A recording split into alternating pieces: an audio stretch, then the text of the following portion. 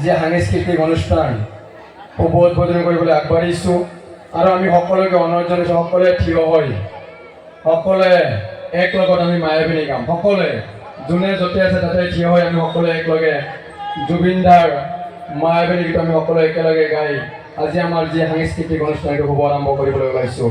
ধন্যবাদ। Start. 1, 2, 3.